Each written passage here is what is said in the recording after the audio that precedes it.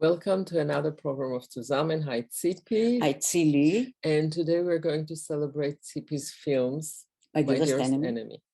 The film was filmed before the pandemic, was ready to be shown before the pandemic, but was stopped because of the pandemic, like many other films.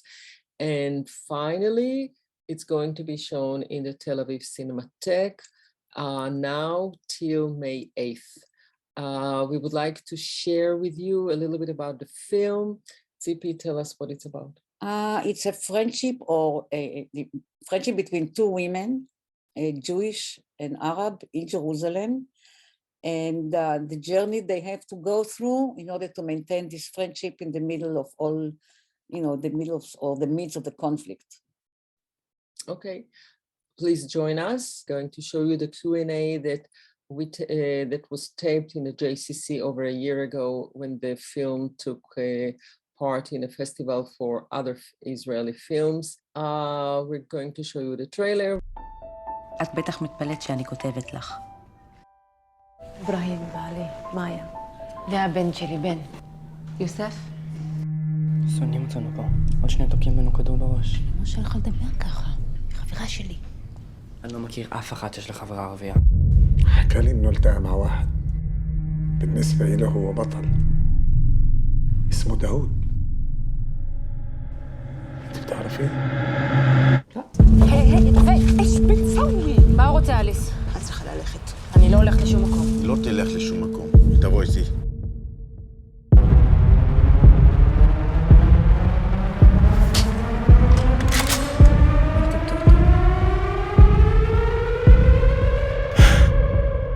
תודה.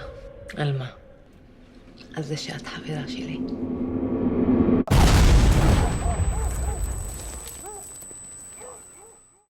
Joining us now, Adi Gilad, one of the leading ladies of the film. Hi, Adi.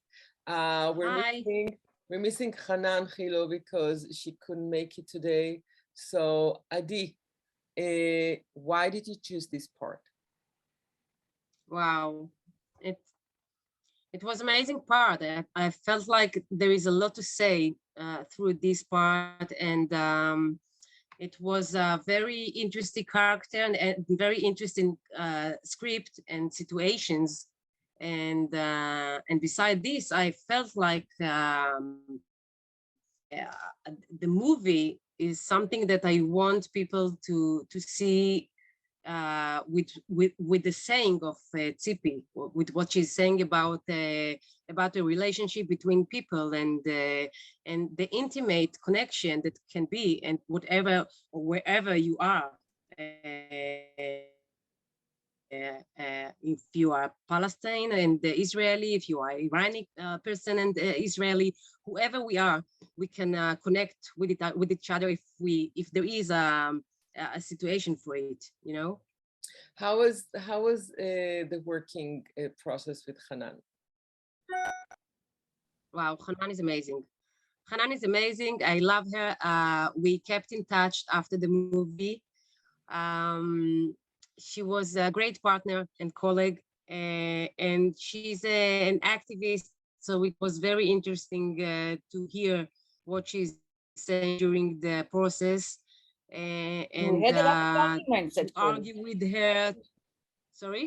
We had a lot of arguments, actually. Yeah, we had a lot of arguments with Tzipi, and artistic arguments and politics arguments, I think, right, Tzipi? Yes. And it's interesting because she's very she's a woman in a society that doesn't accept all women there, sorry, and she's very intelligent, and she was fighting for her place and for her thoughts, and it was very interesting. And we had arguments with Tzipi because we didn't agree all the time for what she's saying, for what she's showing. It wasn't a very interesting process for us. Yeah. And it's, I just want to tell you, like in life, the film, at the end of the film, we understand that friendship like this can exist although doesn't mean that it will change reality. And you also, you and Hanan keep relationships, also in real life. Right. So that's so just told Tzipi that during the last riots, riots in between the Arabs and the Jews. So Hanan lives in Haifa and I live in Tel Aviv. So we were talking every day, and we were worried to each other, and it was very warm feeling, to know that that's what happened outside, but there is people that still they have a good connection. Right, beautiful. Adi, what are you doing today? I'm playing in the Bethlehem Theater in a new show. It's called Four Mothers. It's about lesbian that meeting the Zionist here. And two words that need to connect. We have a son that wants to get married to a Orthodox girl. Right. And we are four mothers. I mean, I'm divorced for another woman, and she has a girlfriend, and I have a girlfriend, and we are four mothers. And it's nice, and it's a comedy, and it's a very nice show in Bethlehem Theater. And I just directed a new show in an office. When you direct? You directed. I directed. It's a new show. It's called Contractions by Mike Bartlett. And I took the play from the black box to an office to floor number 27 in a high-tech building. Skyscraper. Yeah, and the audience comes into the office, and they are part of the show. Like they are part of the office of the workers there. It's about a big, very high manager in an high-tech office and her employee, and about the connection between them. The manager is following after the private life of their workers. So it's about this and about Me Too. It's about a lot of things, social things. So basically the audience, that's what I'm doing these days. Paid and not to pay for a ticket. Yeah. Well, there is a private there is private things of the audience in the show. Oh, okay. And they feel like they are under follow also, Yeah. So it's very interesting and very interactive show. Adi, good luck. Thank you. Good luck with the film. And with your play. And with the play, with everything. With everything. Good luck. Thank you very much. Good luck for us. Bye, Bobby. We have here Isaac from the JCC, who runs the programs, the film programs at the JCC. And over a year ago, he chose the film to be one of the films in the festival in the JCC. And this was basically the first festival that the film was shown. And then since then, it traveled to few festivals. Quite few. Now finally on the big screen for a little bit. So, hi, Isaac. Hi, Isaac. So nice to see you again. Tell us a little bit about every week or so, I get an email from somebody from some festival asking me to connect them directly to Tzili, or to see how they can get connected to the film. Tell us about the festival and why did you choose this film? So the festival is the Other Israel Film Festival. I think I'm trying to remember what year of the festival that was. Now we're up to 15 years of the festival, and this year's going to be our 16th year. Wow. I think that was probably the 13th year of the festival. And the festival focuses on the topic of minority populations, and specifically also Arab and Jewish relations. And we try to, in some ways, tell human stories that look beyond the conflict, but there's also, you can't avoid the elephant in the room. And we actually also look for progressive films that are shedding light on Arab-Jewish relations. And this film specifically is a great example of Arab-Jewish relations. And what I like most about the film and what attracted us to film was probably the friendship within the two women and that element of the story, and I think makes it very relevant to Other Israel, and was a big hit at Other Israel, and people were really interested in that film. I think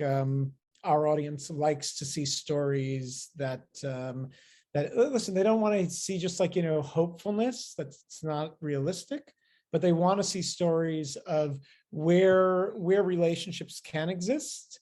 And we hope to give them a better understanding of why these relationships sometimes fall apart and can't exist. And I think the movie does a good job in showing that.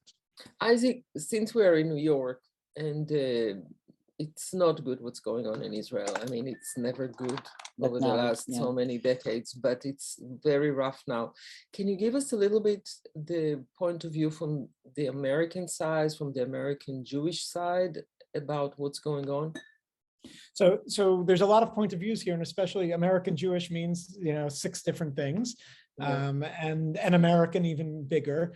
And it starts from, there's the side that, you look at the New York Times, which you'll see their headlines reporting about an attack in Tel Aviv by saying that Israelis killed a Palestinian or arrested a Palestinian, or however they put it, which obviously puts everybody on the defensive.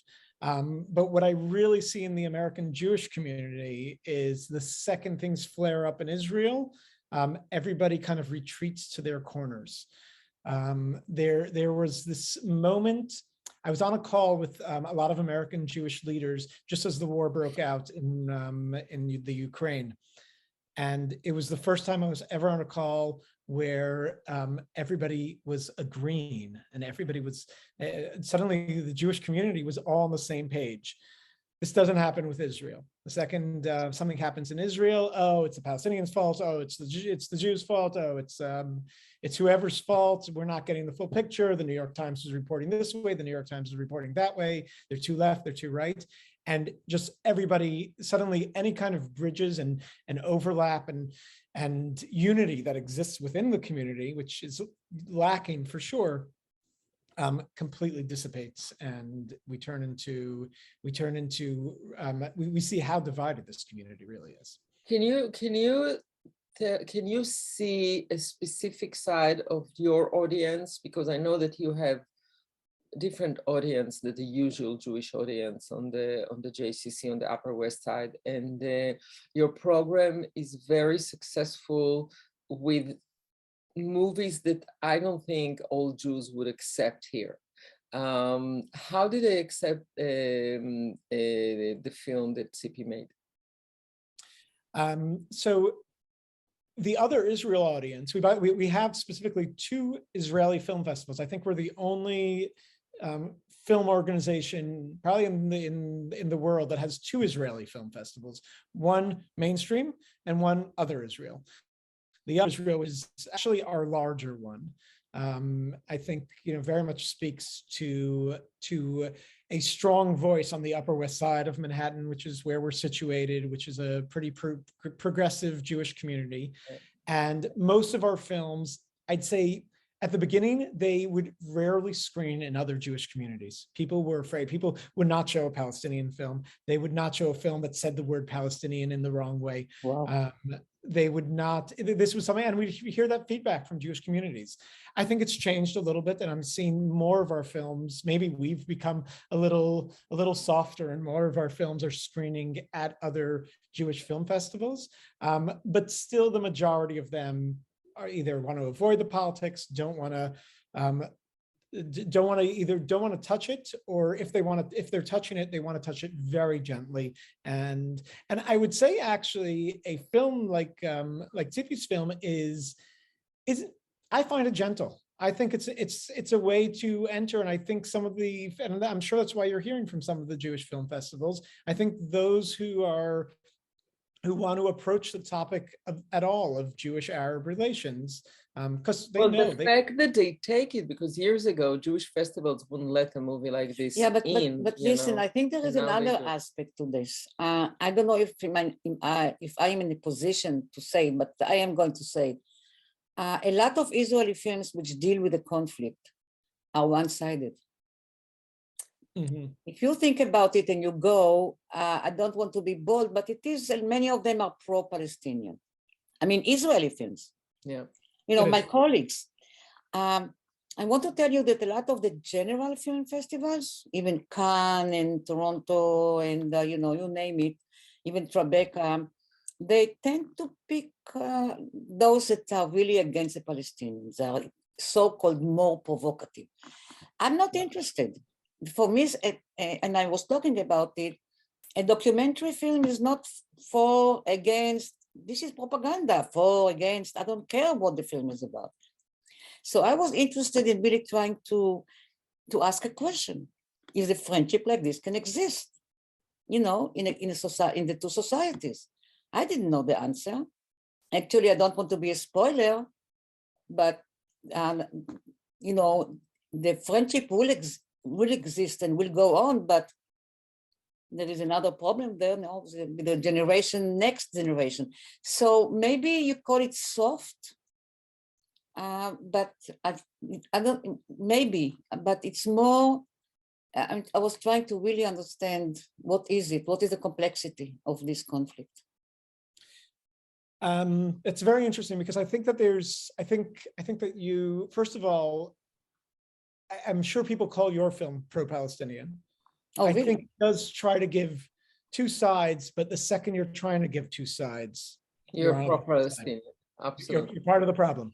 But it's, well, once you try to make them equal, both sides, you're pro-Palestinian, well, especially but it's okay. The life of Arab women is more difficult than Israeli women. I mean, we must face it. So if it's tilted, that's, I don't know, I will have to think about it. Well, we're pro both sides. Yeah, I think that's a good place to be. But being pro both sides, there are some members of the American Jewish community that won't say Palestinian.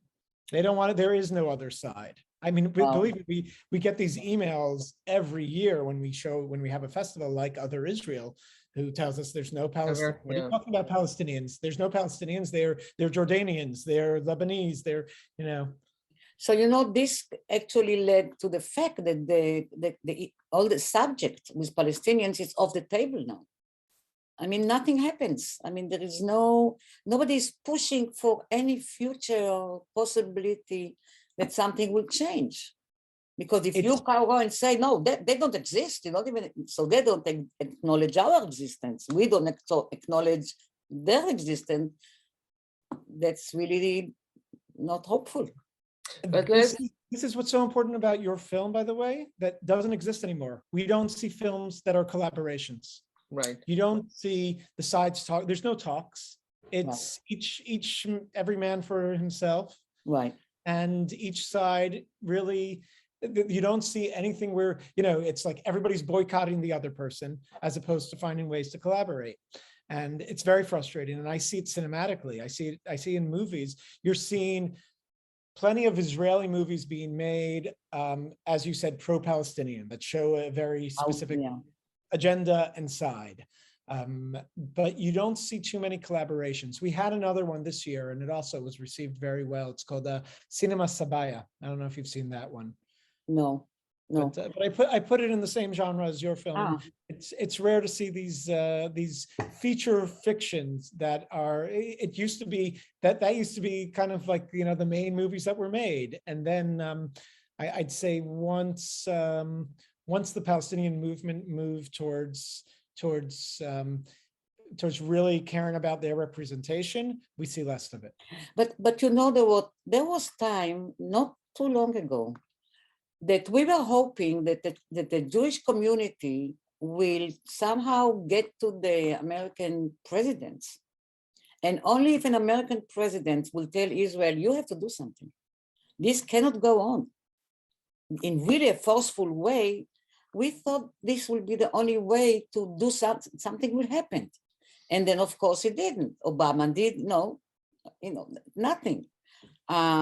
Even Bush didn't, you know. So I remember when there was the Gaza, the big operation in Gaza, all the big leaders came to Israel to clap, you know. And there was no discussion about what to do about the situation. So now, I don't know, I don't know about what you say, but if the American jury will somehow decide to have a voice. I think the American jury have a voice, and they're very opinionated, many of them. Some don't care, but they're very opinionated. But I think we should solve it. It's not the American Jews thing, it's the Israeli thing, and we have to solve it, and we have to take care of it. Well, we cannot, that doesn't seem we can help ourselves. But I agree. It needs to come from Israel. I agree with you, but but eventually this is too many years. We are going to. Yes, but there's going to be event for this my film, My Dearest Enemy, in June to mention the 55 years of the occupation. Yeah. So there will be an event. Not that the film is pro or against, just to mention and really look to remind everybody and to look at the reality of what does it mean and how it affects people. It's really hard to comprehend, to mark 55 years. Right. To mark 55 years of this. It's a lot. 55 problem. Years, nothing. And it's still bad, very bad, and it will get worse and worse all the time because it cannot get better unless it gets solved. It's really, it's a tragedy of the region. It's very tough. But anyway, we want to thank you. And we'll show the trailer, we'll show the Q&A that we had after the film at the festival, and we hope people will go and see it, and I hope I can find some distributor here. Right. I hope people can, if they hear that there's a purpose to it. That's when I run a Q&A, the last question I always ask is, what do you want people to do after they saw your film? Right. And after your film, we hear it here. I'm happy to be here with the Tzipi Trope, and I would like to first ask you, Tzipi, why this film? Why this story? Oh, before that, I want to say that Tzili and me grew in the same, on Dizengoff. We were born on Dizengoff Street, me and Tzili. I wish to say we are in the same age, but we are almost. But anyway, we grew in the same area, and actually she and me, as you all know, actually live in a never-ending war, which is ridiculous, right? We were born into war. I don't know when it will end. Our children are going into an ever-ending conflict. So the question why I did this film is actually very natural, because what we do in films, in literature, in everything we do in life is trying to understand ourselves and the society we live in and the world we live in. We keep asking questions and trying to understand very complex issue. So as far as I'm concerned, I do a film about the Holocaust, about battered women, but quite a few about the conflict, because it's a very complex issue. And the more I keep asking questions, the less answers I get. So I was trying, and Tzili can help me later, to do this film for quite a long time, actually. It was not easy. I don't know, I cannot really explain. A lot of time I got a reaction in Israel, because you cannot do films in Israel without public fund. There was skepticism if it's not an utopia to have a friendship between two women, which doesn't start on a political ground, because they were kids. So they didn't even know, she didn't know it's an Arab girl. It was not an issue. They both met in a ballet studio. So I came up with an idea, and I thought it will be two characters, Israeli, Jewish Israeli and Arab Israeli, which they call themselves Israeli Palestinians. And I chose these two and wanted to know, can a friendship like this exist? So this is how I started, trying to understand. So I just want, before we even go into it, just to tell you that many times we discover so many things while we are writing the script, and of course when we are doing the film. But while I was writing the script, after so many years that I was trying to schlep it and do it, only when I did the last version, suddenly I came up, I don't want to be a spoiler, so I will not say, with a line which is at the end of the film, which I didn't expect. Absolutely didn't expect, because yes, French, so that was really my attempt to understand if through these women, if there is a place for coexistence, for accepting the other. Especially, and I did choose women because I felt I will be able maybe more easily dive into their, bank information and their thoughts, their experience as women. And the conflict stayed between them, but they overcame it. If once you see the film, you'll see they are trying to overcome it all the time. So the question why I made this film is because this is part of the fabric of our life, everyday life. There's something that we all taste now under the corona times in the world.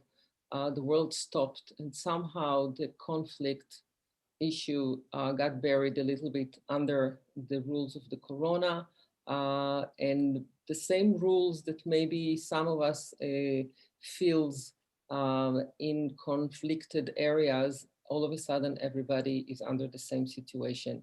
And it seems to me a little bit that in some areas they forgot about the conflicts, and we have to, what do we have to do in order to bring it back to the table and make sure that even under corona rules, we still have to take care of the issues that are living with us all the time?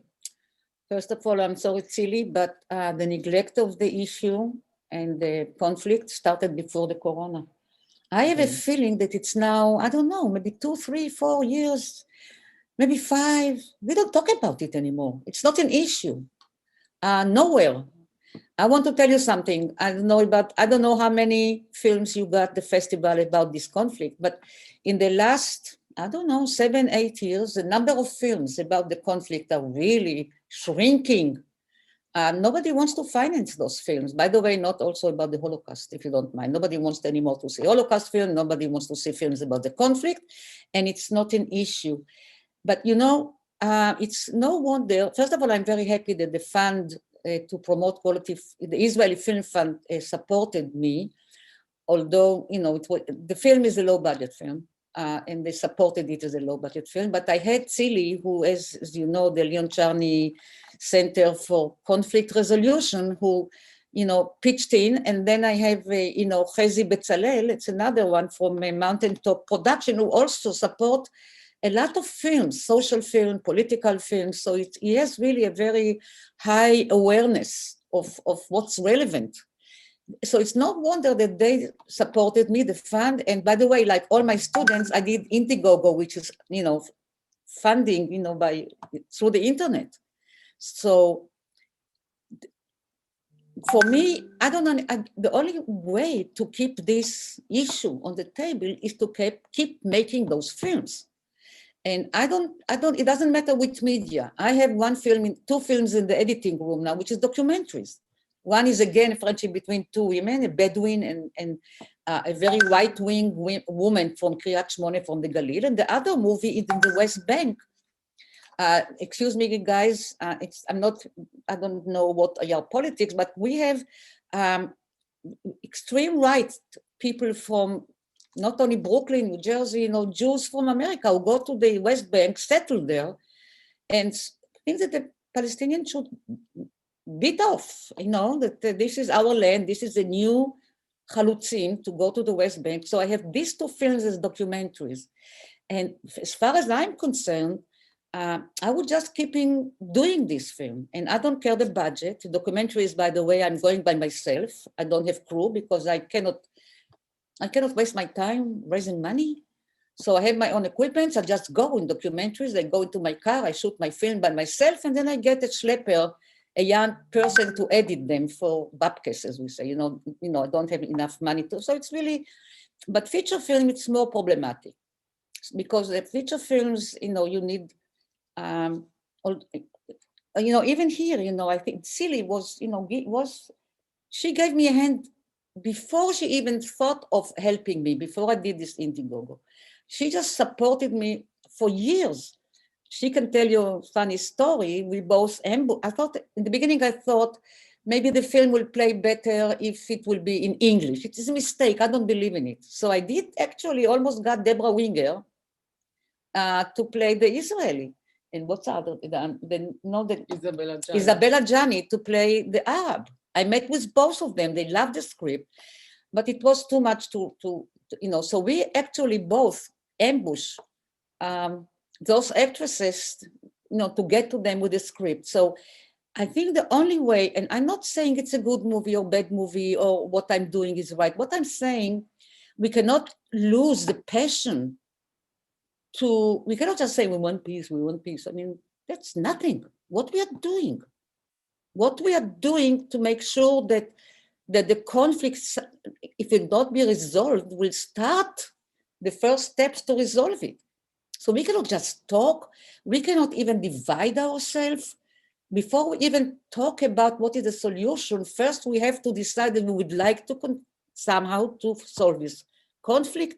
And I can, I know she sits near me, but you mentioned Lily, how much Tzili is actually devotes herself. She had this center in Israel. She's bringing Palestinians and Jews and students from all over the world. She trained them to be leaders for peace. I mean, what do you mean by philanthropy? Philanthropy, it has to have weight. It has to come from a place when you really want to change. So when I look at what she says, and now I myself, what I can do is really make those films. And by hook and by crook, and I'm going to finish these 2 documentaries, and I'm starting to write a new script, which also touches different characters, of course. So to your question, which was a long answer, is we cannot give up. We have to get together. I think that I told Tzili, we have to find the Martin Bubers of our generation. I don't know, Martin Buber, Gershom Scholem. We have a lot of people with vision alive. Let's get them together and find a way, united, all of us, that they will develop a vision how we go for a better future and solve this conflict. I mean, we are the only one who are occupying other people. What is it? Why? What happened to our kids? What they see, what they learn from it. I don't want to be too, I don't know how to say it, too gloomy. But in my next feature, I will have to deal with death, loss of life of kids, fathers who lose their kids and become post-traumatic and cannot handle life. You know how many we have like that? I mean, we have to, okay, now that we are in this virus, it's a terrible virus, but occupation is even worse virus. It killed much more people. It will kill much more people. Anyway, I'm a bit, I think I'm a bit harsh because I'm quite upset. We are going to have another election. We are going to have the same leaders. I don't know what to do. So I feel from the bottom of my heart that I don't feel hopeless because I'm going to make more films. I'm not going to give up, and I don't think that you will give up. And it's not about giving up, it's about keeping the conversation going. Yes. Never let it go. I don't know if there is a solution in the near future, far future, but the conversation has to stay on the table all the time. And I think more and more young generation from both sides need to know that it's up to them to really carry it on and make sure that things will get better. So everybody's doing it in their own dialect. Yes. You can make films, you can build centers, you can educate kids. And by the way, in the center, it's not that I bring the kids, it's the Emmy school that brings the kids from all over. And on the top of it, I am with them. And we're doing activities together in order to promote the opportunity to converse, at least between Israelis and Palestinians, with all the kids from all over the world. And it's a good platform for everybody to put it not to let it disappear from the conversation and grow up into a responsible situation of being citizens and later on leaders.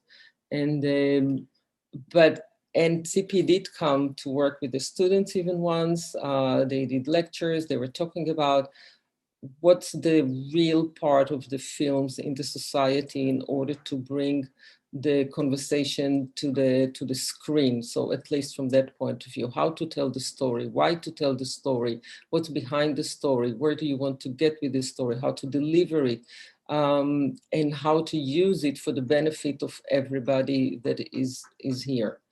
But there's something about the conversation. From all the reaction about the films, there's something very strong that comes up from the reaction of the women.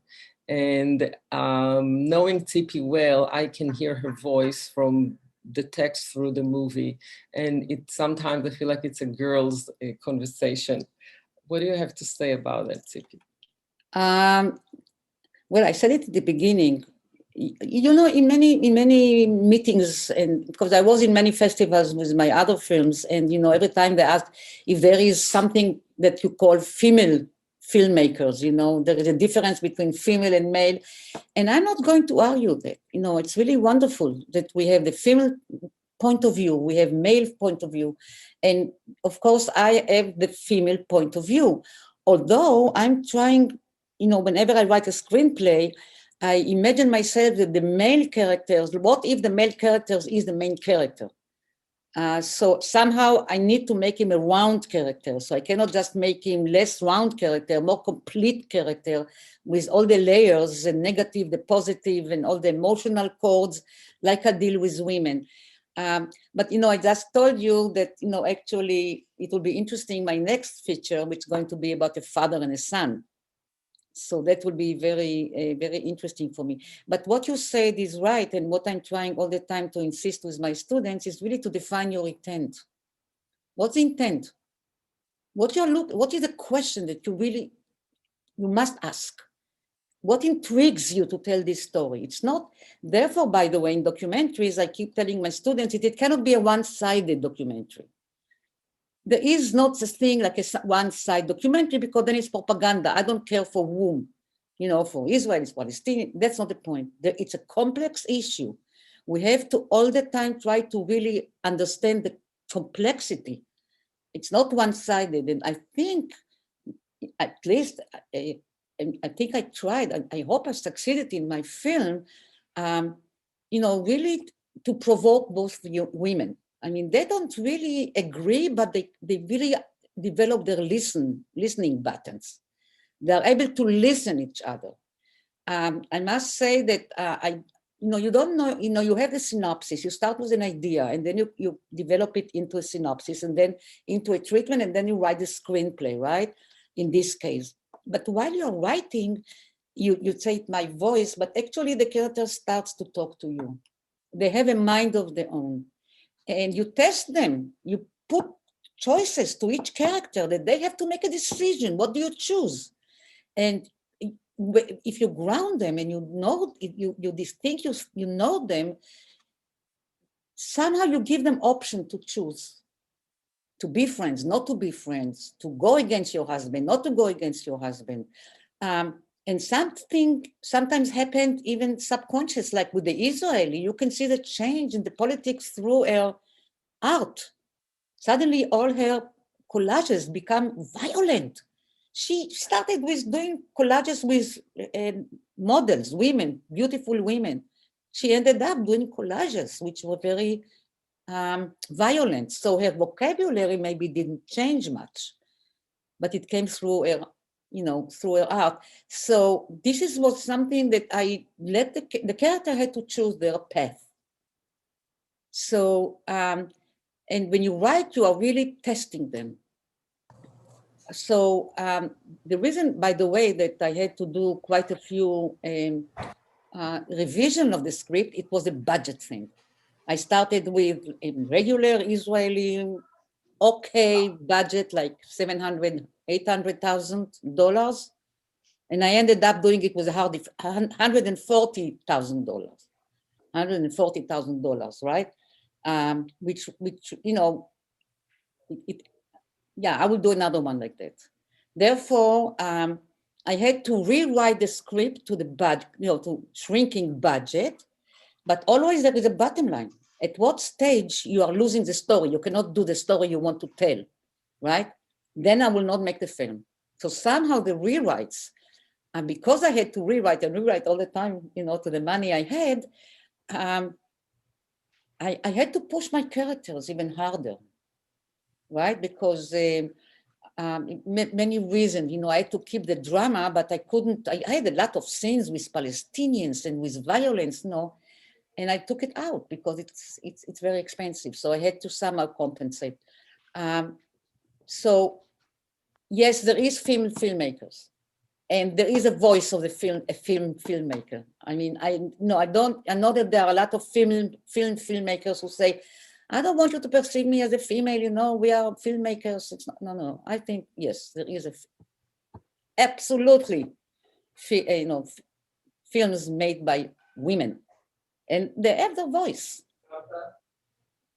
Maybe we should do among your, between all your serious films, one film, Ambushing Deborah Winger. Yes, that's right. And how we followed. Hi, Isaac. Hi, and Isaac. How we followed everybody. And it was really a fun project by itself, just to try to get to the people that we wanted to participate in the movie, so we can have a fun action drama about it. Yeah, and you can imagine, Tzili, you cannot see because, actually, I think I'm sitting on a pillow because Tzili is very tall and I am like a tall midget. No, I'm kidding. But, with her, it's really a comedy. And we were not only went to the theater when Deborah Winger was doing a reading, I don't know if you remember what, but we did a real detective and got her address, I will not tell you. And we were ambushing her and it was the wrong address. And then we got another, so we were like 5 addresses, which was not her address, right? But our chief detective was Joe Franklin. And I'm sure the old New Yorkers would not remember who Joe Franklin was. And this was just from telephone booth to telephone booth in every corner in the city, trying to get from one step to another, and we did it. Yes, and I ended up sitting, Deborah Winger read the script, she liked it, by the way, and she wanted to play the Arab. That's very interesting. So I met her in an apartment in New York, and then I met, what's her name again? Isabella Gianni. I met her in the Soho in the hotel, and her parents are Algerian, so she knows Arabic. So I thought it will work out, but anyway, I'm very happy I did it as an Israeli, Hebrew and Arab speaking.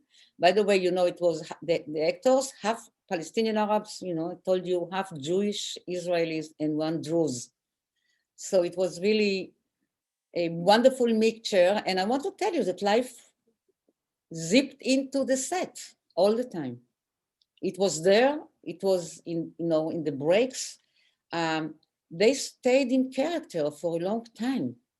The Israeli with her character and the Arab with her hardships. But what's interesting is the friendship that grew up, although they don't agree. No, actually, they ended up agreeing with each other. And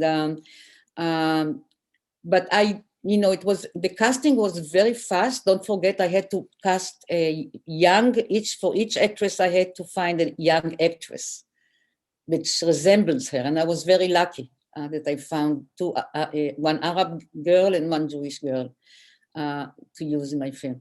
I want to tell you something. The journey was unbelievable.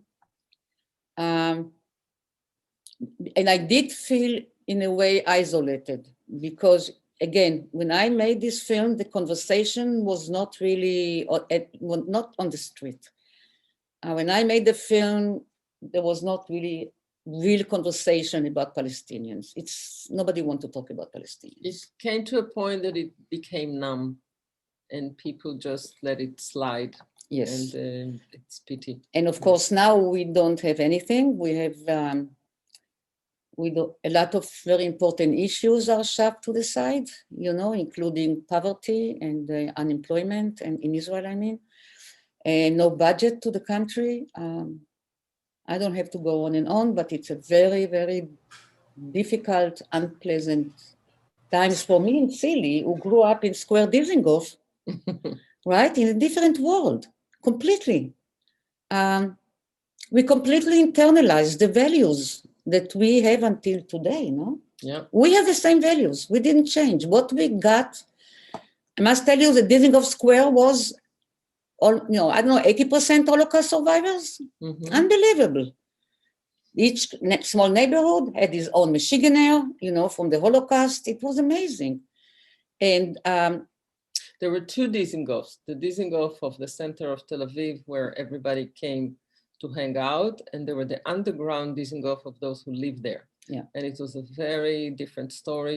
Two cities parallel. First, let me tell you that all those years that I tried to make this film, I had a doubt.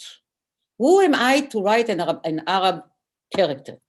I am the first one to admit the Arab women have more difficult life than the Israeli. It doesn't matter what class you are. She has many more issues, many more taboos, many more. I think she even has, I don't want to compare, but so what I did, first of all, I did a very extensive research. I went to El Bire, which is near Ramallah, and I actually stayed a few days with the family there before I started to write the script. However, I think this script went through the eyes of like between 8 and 12 Palestinians, like, I don't know, 7 women, 3 men. I mean, so I did send it to them to get a feedback. So, the only way I can, you have to make a research, first of all. So you have to go and really learn the life and how they live and what they do, what's happening in their home, talk to them, but there is, even somebody asked me, could a Jew play an Arab play a Jew, and all these questions. The point is that I can connect you see, we're all the same. Otherwise, there is no issue. That we are all the same. We have the same emotional cores. If you are Jews, if you are Christian, if you are a Muslim, if you, I don't know what, white, black, doesn't matter. So I have to find in me the same chords that are the engine of almost every character, through research and through really diving and trying to live at the moment of this character. So for me I will not count on my intuition, so I do make a research, but I did send it. It was read, as I said, between 8 or 12, I don't know, even more maybe. And don't forget, Hanan is a real activist. She's married, she's from Haifa, she is a Palestinian woman, although she's an Israeli Palestinian. She lives in Israel, but she has a very clear political views of a Palestinian woman. And I have to admit, usually I don't do improvisations in my scripts. I wrote it, I thought about it, I really dived into it. The actress comes within a month, she knows the character better than me. So I don't like improvisations. I don't say it's the right decision, but I write a script, that's it. We can work on it before we shoot, but that's it, it's a script. And I have to admit that that was one of the first times, I think, ever, that I changed a little bit because of Hanan Chilu. And at some point, she pushed it even much further. And I had to pull back, I had to pull back. So to your answer is that I really got, I got approval of quite a bit of Palestinians. And then, of course, after the film was made, I also showed it. There is indifference, no? It's very hard to give a balanced answer because there are many volumes to the relationships among youngsters, and some from those who want very much to be in touch and to those who don't want to hear about it. So it's very hard to give a general answer about this question.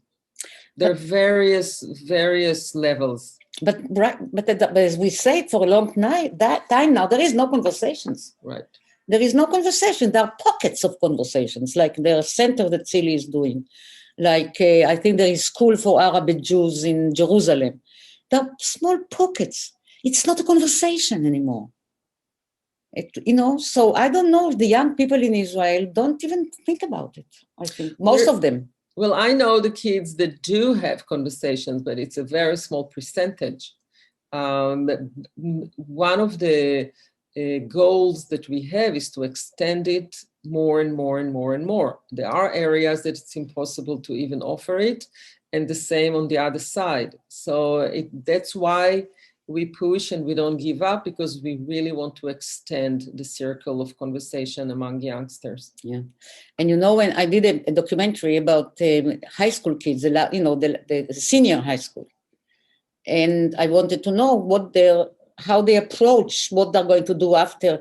So I found much more Israelis who wants to go to the army and be in elite groups than refusnik. Those who don't want to serve. Of course, and he went to jail. So I had no problem finding kids who want to, to go and save the country, and very few refuseniks. You know what I mean by refuseniks? People who don't want to, they're not even pacifists. They just refuse to be in the West Bank and serve. And they went to jail. So my character, the boy, is going to jail. And I told Tzili that I saw quite a dominant parents' influence on the decision of those kids. Pushing them to go and serve and, be a hero. But there are two different things a little bit, because there's still the agenda of serving the country, going to the army, to the elite units that have nothing to do with killing Arabs, the culture of the country. There's a very different story. You can be an elite unit and want to solve the problem. So I think it's two different things, but it needs a lot of work, a lot of groundwork, a lot of educational work, a lot of fronts to handle in order to push it. Yeah. So first of all, it was really, like all this film was luck, because, I also had only 3 professionals on the set, DP, soundman, and makeup. The rest of them were students. We were only 7 crew members, and so that was one miracle. And the other miracle was the casting, because what happened is on the day I was auditioning, the last 8 actresses I considered for the Israeli, suddenly I got a phone call at 12:30, and there was a lady by the name of Adi Gilad, which I didn't know her. And she said, I want to come to audition. And I said, just come in 10 minutes. It's my lunch break and I'm doing auditionings all day. And she came in and I canceled the rest of them. The moment she came in, I knew I need her. Then, amazingly so, my daughter, when she saw the picture of her, she said, oh, I saw this television show. It's called Elisha, very famous. And she said, the young actress looks like the one you chose. So that's it, I got her. Now, the Hanan Khilu, the Arab actress, was in Fauda.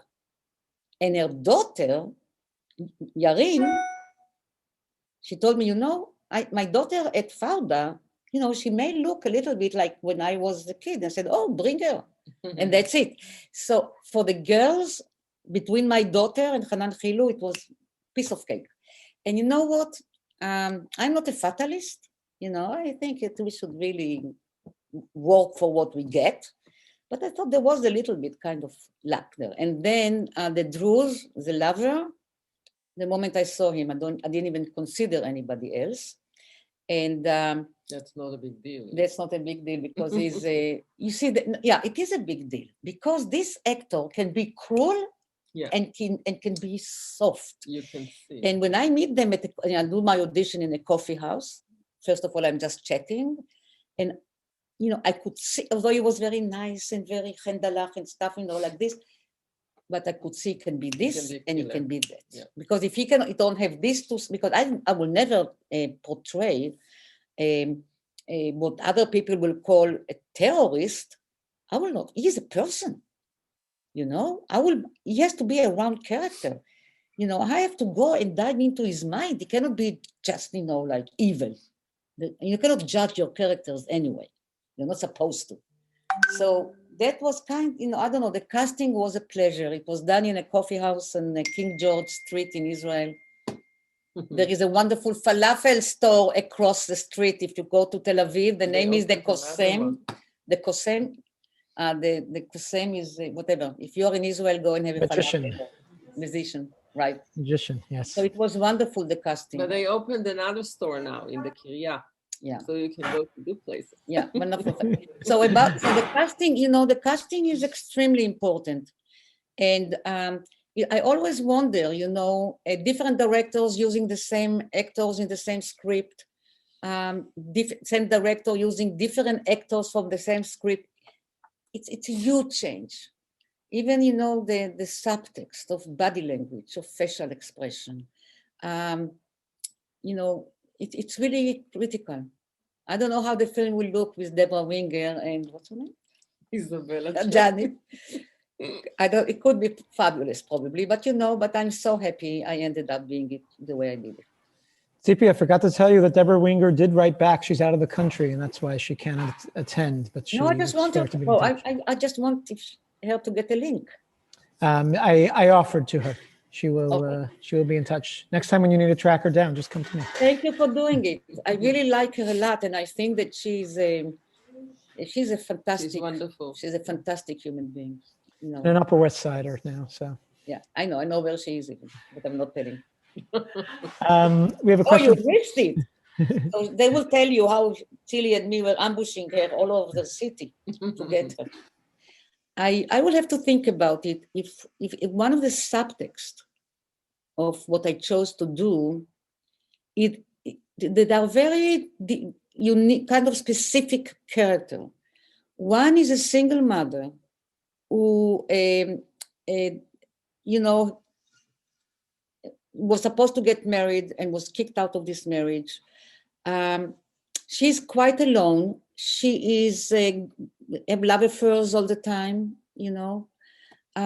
She's very lonely. She has to support herself. And yes, she lives in a bubble.